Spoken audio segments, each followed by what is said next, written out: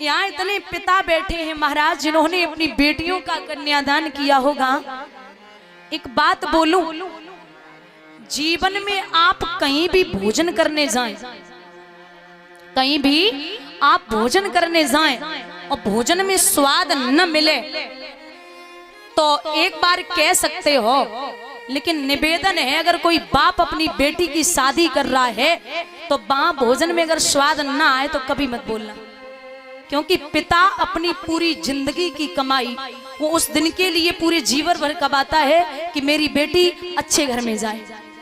और सुनो महाराज, बिटिया शादी में सज धज के तैयार होके जब पहुंचती है ना जयमाला डालने के लिए, मैंने कई पिताओं को देखा है बेटी रानी बनी बैठी है लेकिन बाप खुद के कपड़े बदलना भूल जाता है। पिता खुद के कपड़े बदलना भूल जाता है। पिता का चेहरा उसी दिन उतर जाता है जिस दिन लाड़ों के लिए यानी कि बेटी के लिए लड़का देख के आता है।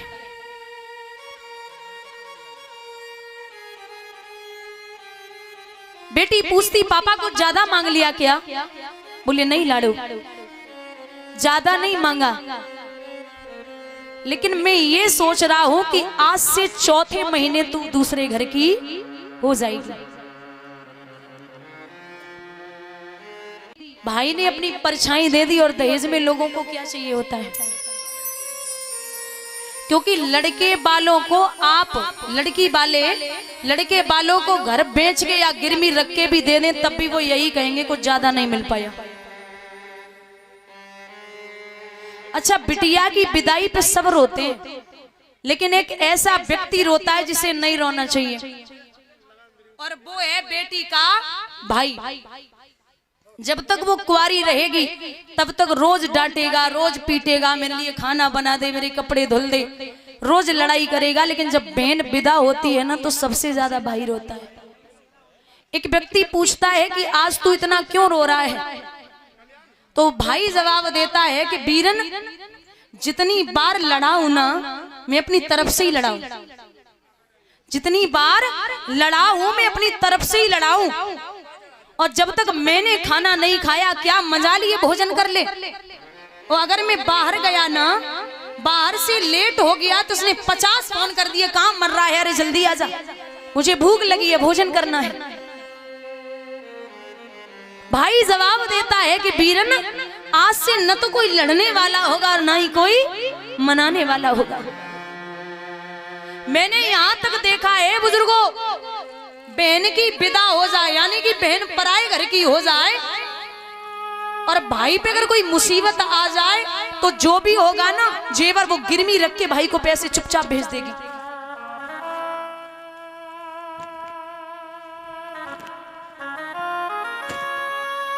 पिता अच्छा, जब घर में लड़की पैदा होती है ना तो लक्ष्मी भाग्य संस्कार लेके आती है, लेकिन जैसे जैसे बढ़ेगी पिता को और मां को चिंता होने लगती है। बाप शादी से 1 महीने पहले देखा होगा, पिता जब बेटी की शादी करता है तो उससे 1 महीने पहले भागेगा, दौड़ेगा, सब काम करेगा, पैसे इकट्ठे कर लेगा जितने लड़के वाले मांगेंगे। लेकिन जैसे ही बिटिया विदा हुई वैसे ही कोने में गिर पड़ता है और कहता भैया अब हमसे 2-4 दिन बाद मत करना। लक्ष्मी गई वो तो गई, लेकिन मेरे हाथों और पैरों को तोड़ के चली गई।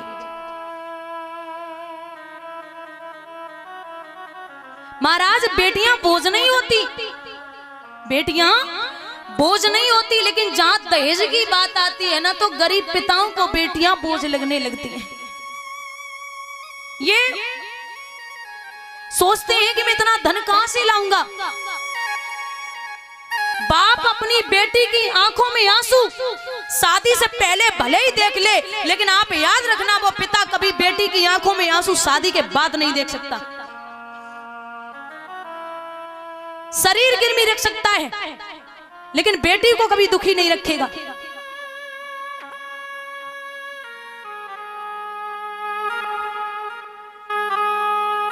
महाराज, बिटिया अगर ससुराल में जाके कुछ अच्छा बना लेना तो सबसे पहले माँ को फोन करती है, मैया आज मैंने ये बनाया है। लेकिन माँ तू हमें रोज कहती थी कि सीख ले, पराई घर जाना है, लेकिन मैंने कभी नहीं सुनी, आज तेरी बड़ी याद आ रही है।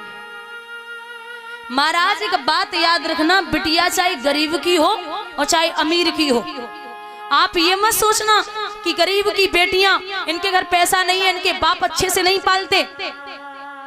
अरे बाप चाहे कितना भी गरीब हो, मैंने पहले भी बताया है कि बाप वो है, माँ कमर पे बिठाती है बच्चे को ताकि जहां तक माँ देख सके वहां तक बच्चा देखे, लेकिन पिता कंधों पर बिठाता है कि तू मुझे जहां तक दिखाई दे रहा है तू वहां तक नहीं देखेगा, उससे भी ज्यादा दूर देख सकता है।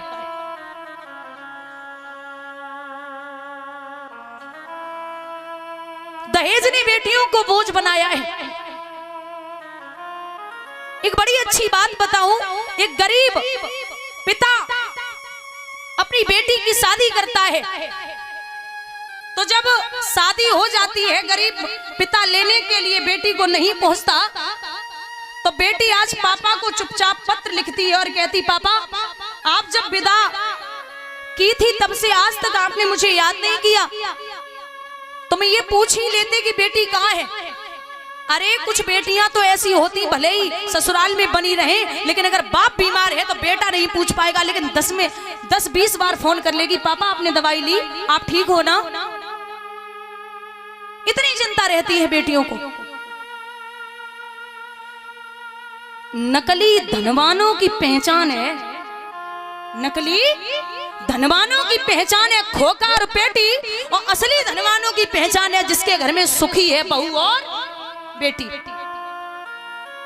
ओस की बूंद सी होती हैं बेटियां, दामन दिल धाम हो तो रोती हैं बेटियां, एक घर की आन होते हैं बेटे तो 2-2 घरों की आन होती हैं बेटियां। वो गरीब बाप की बेटी पिता को पत्र लिखती है, पापा एक मेरी बात सुन लो,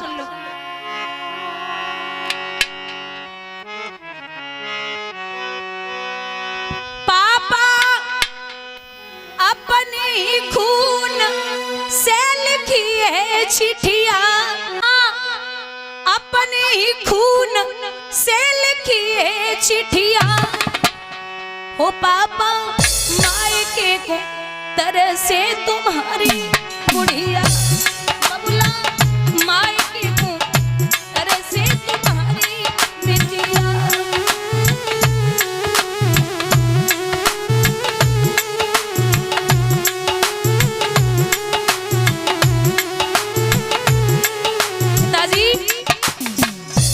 दहेज नहीं दे पाया, सासू मेरी मारे ससुर धमकावे, पापा सासू मेरी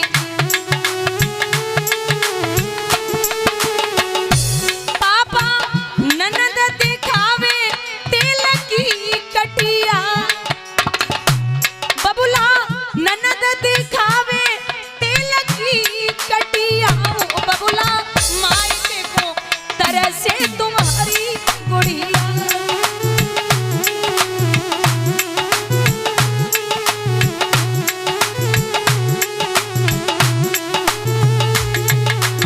और पिताजी मायके में पापा तुमने कब कब डांटी,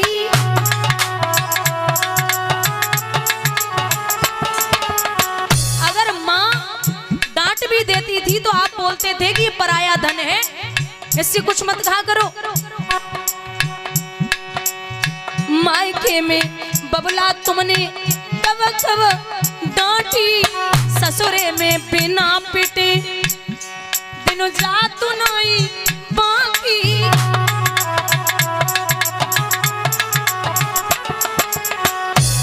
बस थोड़े ही दिन न किए जब बिटिया, पापा थोड़े ही दिन न किए जब गुड़िया, बबुला मायके को तरह से तुम्हारी बिटिया।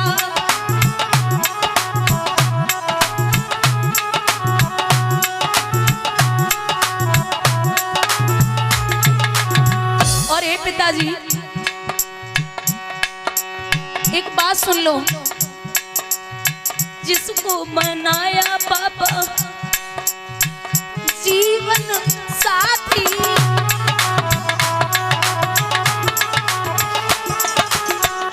वही कहता है लगा ले तू फांसी।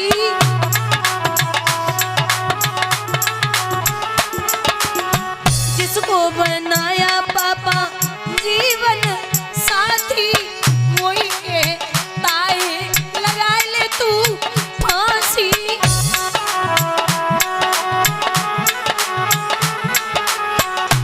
बबुला कैसी रहे तुम्हारी गुड़िया, पापा कैसी रहे तुम्हारी गुड़िया। बबुला मायके को तरसे तुम्हारी बिटिया।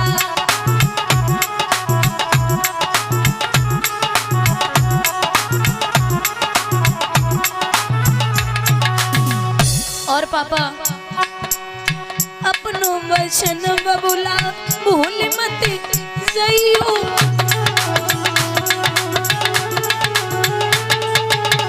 जल्दी से जल्दी लिवाई ले जइयो।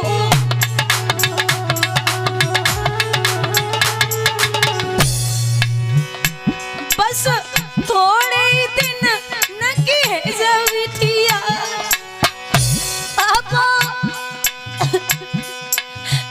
थोड़े ही दिन नकी है जब बिटिया। बबुला मायके को तरसे तुम्हारी गुड़िया।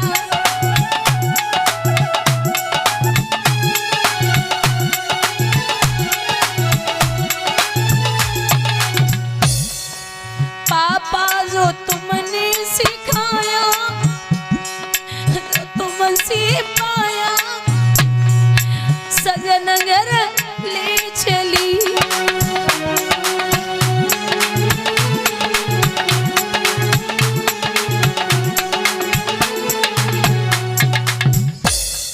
महाराज समझदार होती है ना बेटियां, चाचा ताऊ में कितनी भी लड़ाई हो जाए, शादी के बाद बेटियां भले ही भाइयों भाइयों में यहाँ चाचा ताऊ पिताजी में झगड़ा हो जाए, लेकिन बेटियां कभी आन जान बंद नहीं करती और करना भी नहीं चाहिए। आप पराई घर की हो, ये भाई भाई तो रोज लड़ेंगे और रोज इकट्ठे खाएंगे बैठ के, लेकिन आप पराई घर की हो, आप कभी भी ऐसी दुश्मनी मोल मत लेना। दादा कहते हैं कि राजा जनक दशरथ से एक बात कहते हैं, ये संबंधी जी आपसे मेरा निवेदन है कि यहाँ से मेरी बेटी को लेके जा रहे हो तो मेरी बेटी को बेटी के समान ही मानना। हमारी लाड़ो मेरी जान है। तो दशरथ जी की आंखों में आंसू आ गए और एक बात कही है कि कैसी बात करते हैं। अरे आप तो जानते हैं ना कि हमारा राम कितना संस्कारी है। हमारे यहाँ की रीति, हमारे यहाँ बहु बेटियों को एक समान माना जाता है। आप निश्चिंत रहिए। महाराज विदा किया, चारों भाई जब शादी करके आए हैं तो बाबा चौपाई में लिखते हैं कि रंग भूमि जबसी पगधारी, मोहे देख सकल नर नारी। वही चौपाई आती है कि मोहे नारी, नारी के रूपा और पन्न गारे है चरित अनुपा। पगधारी है भगवान श्री राम का नाम, जिनको देख के स्त्रियां मोहित हो गई, पुरुष भी मोहित हो गए। मां सीता की तरफ लोग टकटकी लगा के देख रहे, धन्य है दशरथ, और कितनी अच्छी पुत्र वधू है। आंगन में ढोल नगाड़े बज रहे हैं, बड़ी खुशियां हैं। लेकिन दादा याद रखना, समय बीता तो देवतागण विचार करने लगे कि हमें ये लगता है खुशहाली ज्यादा फैल रही है तो हमें अपना काम करना है। मैया सरस्वती पहुंची जो मंथरा की बुद्धि पर, जिह्वा पर बैठी जाके मंथरा, मंथरा। महाराज जैसे देखा होगा जो संतरे का फल होता है उनमें 8 कली होती अंदर। कितनी? 8 कली होती हैं। ऐसे ही जिस औरत की, जिस माँ की 8 जगह 1 सेकंड में 8 तरीके से बुद्धि चलती है, वही मंथरा है। ऐसे नहीं जैसे किसी के दरवाजे पर कोई माँ गई और उसने बोला कि तुम्हारे पति बहुत काम करते हैं, बहुत काम करते हैं, तो घरवाली बोल दे कि वो घर के मुखिया हैं, वो ही सब कुछ संभालते हैं, तो वो तो करेंगे ही करेंगे। कि यही तो चिंता है कि वो कमा रहे तुम्हारे, कमा रहे तुम्हारे और खा रहे पूरे घर के, ये तो ठीक नहीं है। पूरा घर काम करे तब अच्छा लगता है।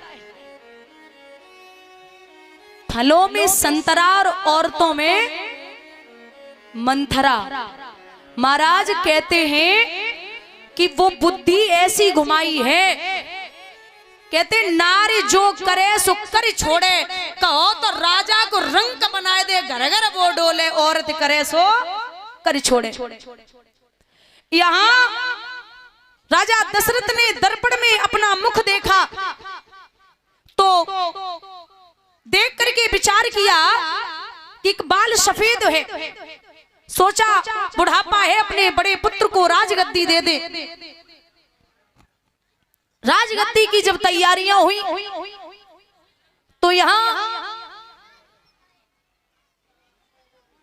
जाकर के मंथरा ने कैकई से कहा कि है, क्योंकि ये कैकई के साथ ही आई थी मंथरा नाम की दासी, तो जाकर के कहा कि हे देवी तुम यहाँ बैठी हो, अरे हमने सुना है कि राम का राज तिलक है। बोले हाँ है, तो क्यों? बोले वही विचार कर रही हूँ कि ये कौशल्या बहुत चालाक है, तुम्हारे बेटे भरत को राजगद्दी नहीं दिलवा रही है और राम को राज तिलक हो रहा है। कैकई ने जवाब दिया, जवान खींच लूंगी अगर राम के खिलाफ एक भी शब्द बोला, मुझे राम जान से भी प्यारा है। और ये सत्य है, महाराज कैकई को राम इतने प्यारे थे, एक दिन की बात, रोज कैकई अपने आंचल से छुपा के तब सुलाती थी, आंचल से लगा के तब सुलाती थी कैकई। एक दिन कौशल्या ने जवाब दिया कि हे बहन तू रोज सुलाती है राम को, आज हमें दे दे, मैं सुलाऊंगी। महाराज कौशल्या मैया को 4 घंटे हो गए लोरियां सुना रही हैं, कहानियां सुना रही हैं राम को, लेकिन राम को नींद नहीं आई। तो पूछा है लाला नींद नहीं आ रही है? बोले नहीं मैया। क्यों? मुझे मैया कैकई के पास जाना है। कौशल्या हिचकी लेके रोई कि धन्य है कैकई, तू कितनी प्यारी है, अरे मुझे ये मेरा राम 1 मिनट मेरे पास नहीं रह सकता और तेरे लिए हमेशा व्याकुल रहता है। अकेले राम नहीं, 3-4 घंटे बाद जब मैया कैकई के पास कौशल्या वापस राम को लेके गई है बुजुर्गों, तो याद रखना घुटनों के बल मैया कैकई कमरे की ओट लेके बैठी, सिसकियां ले रही है।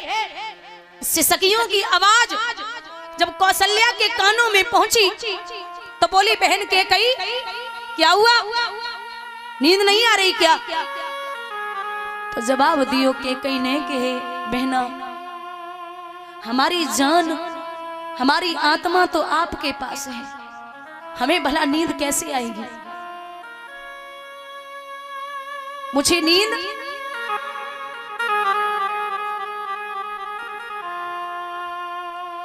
नहीं आ सकती। वही जाकर के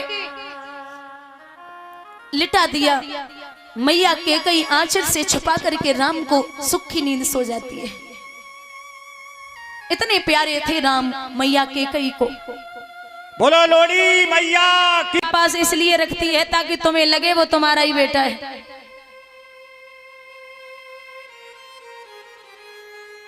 बहुत देर तक समझाती रही, अंत में कैकई को वो बात याद आई है कि मेरे राम ने हमसे कहा था कि हे मैया मैं यहाँ पृथ्वी पर भार कम करने आया हूँ, राक्षसों को मारने उद्धार करने आया हूँ, इसलिए तुझे वरदान मांगने हैं पिताजी से।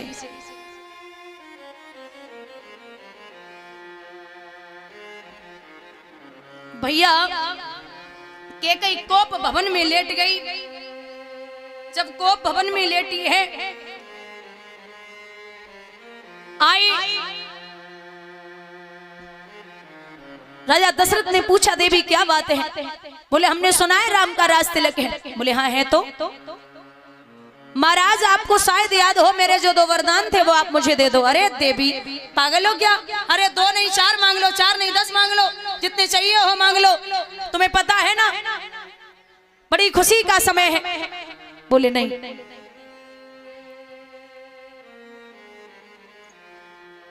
जवाब दिया 2 ही वरदान दे दो। बोले ले लो, ऐसे नहीं, चिकनी चुपड़ी बातें कहकर मुझे अबला को ना बहकाओ, यदि सच्चे हो तो रघुवंशी सौगंध राम की खा जाओ। राम की सौगंध खा जाइए। बोले हे राजा दशरथ मांग लो देवी, सौगंध खाता हूं, आप जो मांगोगी आपको वही मिलेगा।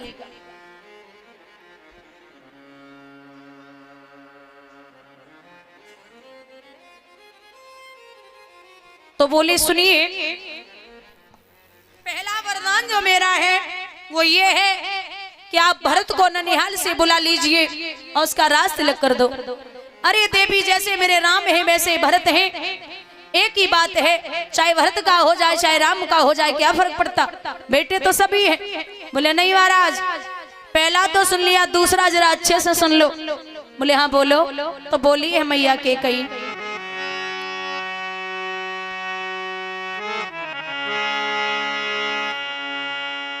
अरे तापस वेश और विशेष उदासी, 14 वर्ष राम वनवासी।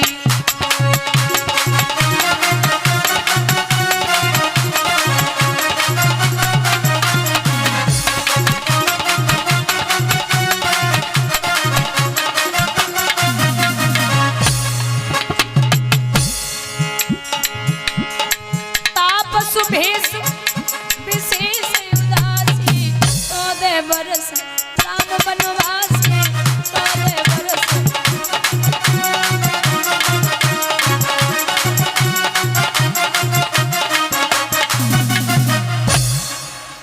मौका देख के नाचो करो, मने आए तो मने आए सो। अबे बैठ जाओ, हम भजन बोल दे तब नाच लेना है।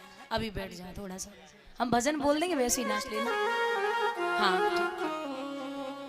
भैया ध्यान देना बुजुर्गों, तापस भेष विशेष।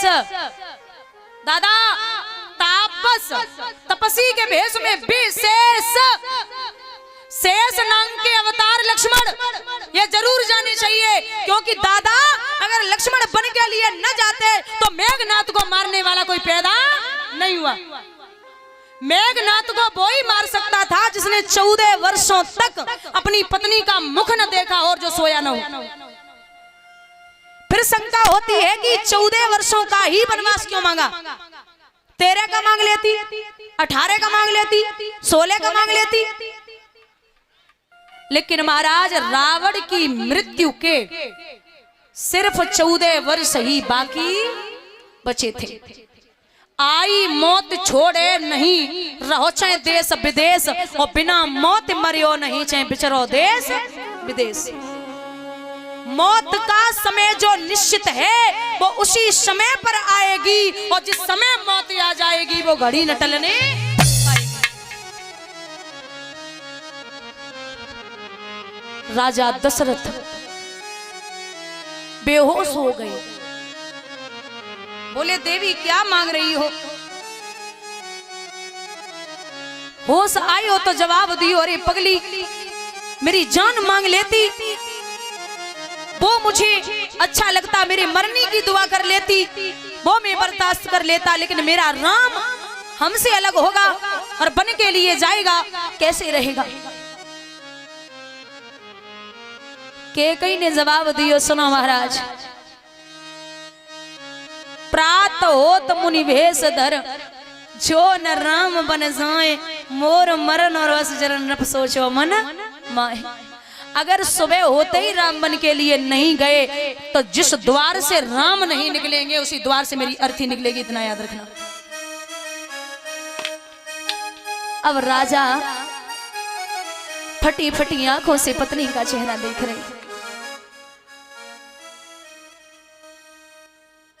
राम ने बचपन में कह दिया था, मैया शायद है तू जब ये वरदान मांगेगी तो जीवन में तेरा बेटा तुझे कभी मां नहीं बोलेगा। तो कैकेयी ने बड़ी प्यारी बात कही थी कि हे राम, मुझे जरूरत भी नहीं है कि दुनिया मुझे मां बोले। जब पार ब्रह्म परमात्मा मुझे मां बोल रहा है तो दुनिया मां बोले या ना बोले फर्क नहीं पड़ता। बोलिए गोविंद भगवान की।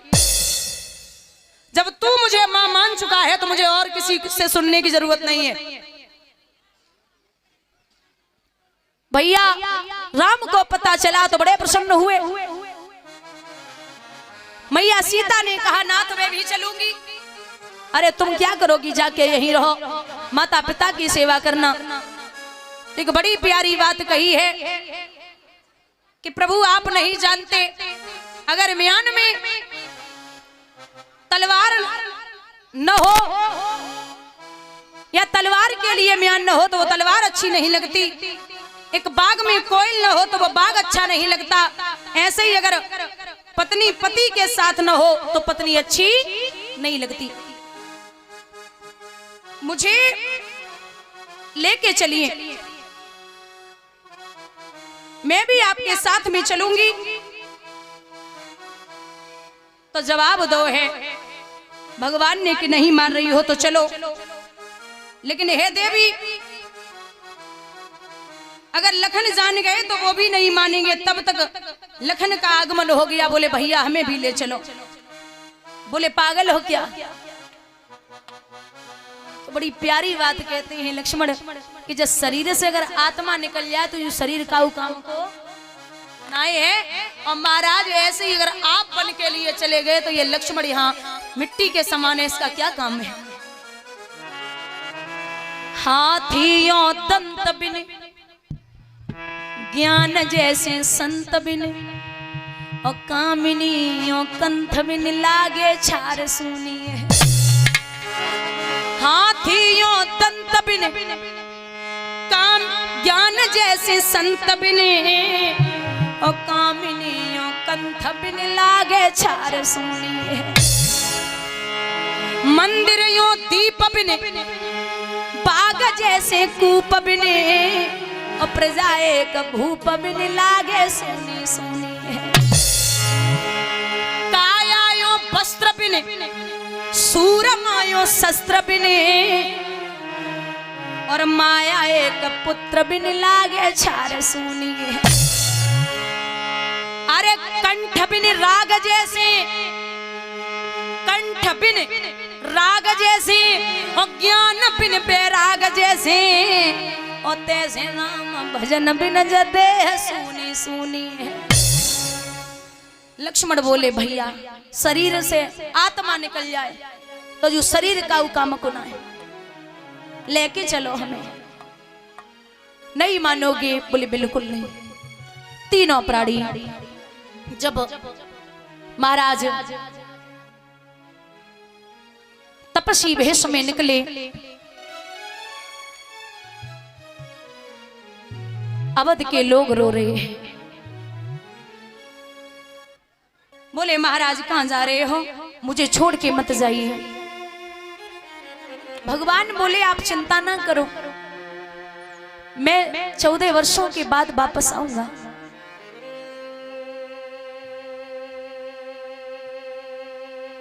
राजा दशरथ को जरा सो होश आयो तो बोले बात एक ही की।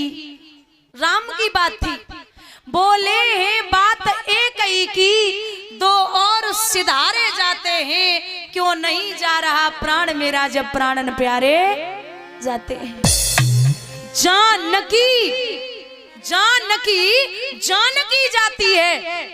बोले जानकी जाती है, लक्ष्मण मणि लक्ष्य समान मुझे जब ये भी बन को जाते हैं तो राज भवन शमशान। ये तो शमशान है, ये मेरा घर नहीं है। रो रहे हैं। आज प्रजा के लोग आहें भर रहे हैं दादा।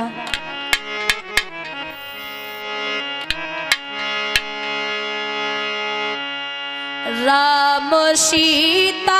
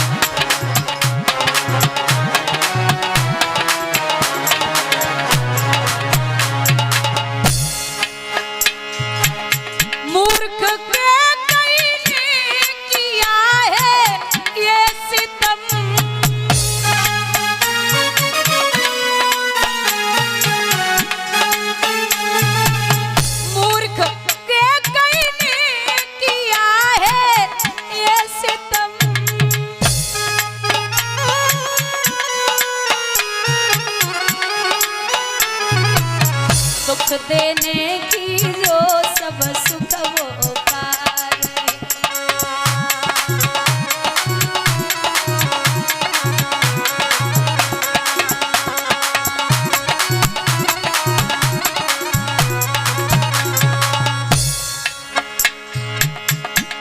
राजा दशरथ बोले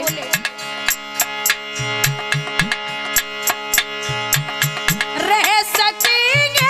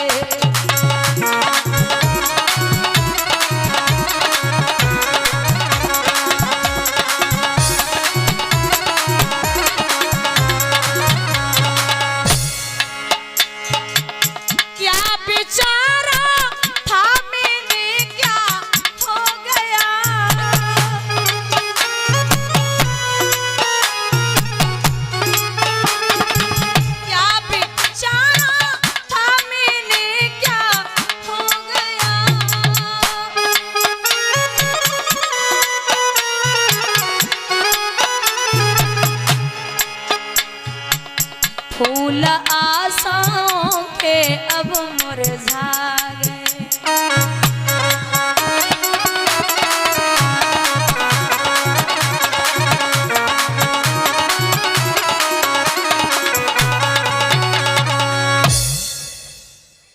महाराज सुमंत जी छोड़ने के लिए चले।